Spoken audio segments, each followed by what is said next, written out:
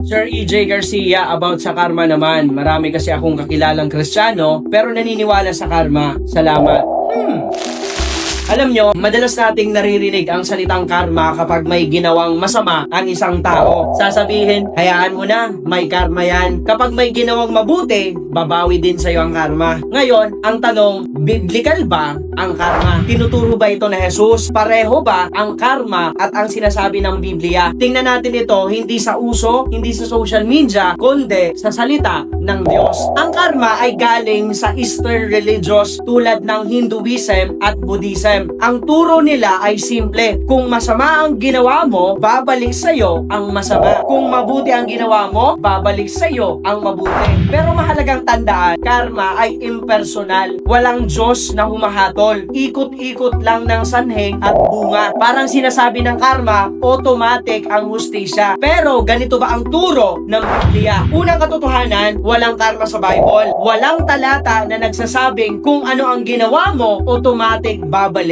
sa'yo. Ang Biblia ay hindi nagtuturo ng impersonal force, kundi ng personal na Diyos na nakakaalam, humahatol, at mahabagin. May katulad pang konsepto sa Biblia ng karma. Oo, may prinsipyo pero hindi karma. Galatians 6 verse 7, do not be deceived. God cannot be mocked. A man reaps what he sow. Pansinin nyo, hindi sinabing karma cannot be mocked. Ang sinabi, God cannot be mocked. Ibig sabihin, hindi automatic, Diyos ang may control. Ang pag-aani ay nasa tamang panahon at ayon sa kalooban ng Diyos, hindi ayon sa instant revenge mentality. Merong pagkakaiba ang grace at karma. Ito ang hindi kayang ipaliwanag ng karma. Kung karma ang totoo, wala sanang kaligtasan. Lahat tayo ay may kasalanan. Kung karma ang sistema, masama ang ginawa, parusa ang kapalit. Walang kapatawaran, walang bagong simula. Romans 6 verse 23, the wages of sin is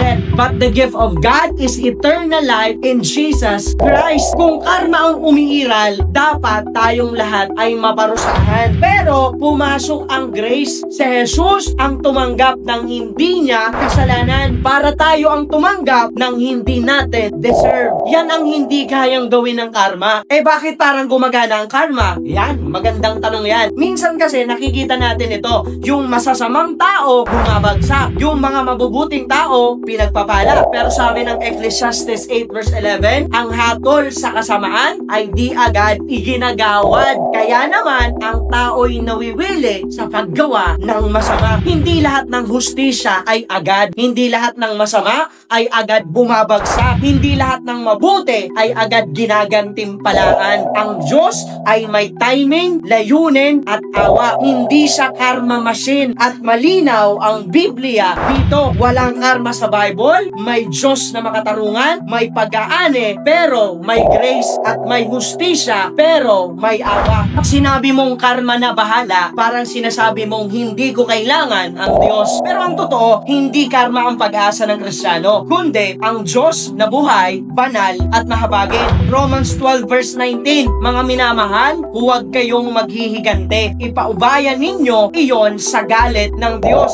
sapagkat nasusulat, akin ang paghihigante. Ako ang gagante, sabi ng Panginoon. Hindi karma ang babawi, kundi ang Diyos.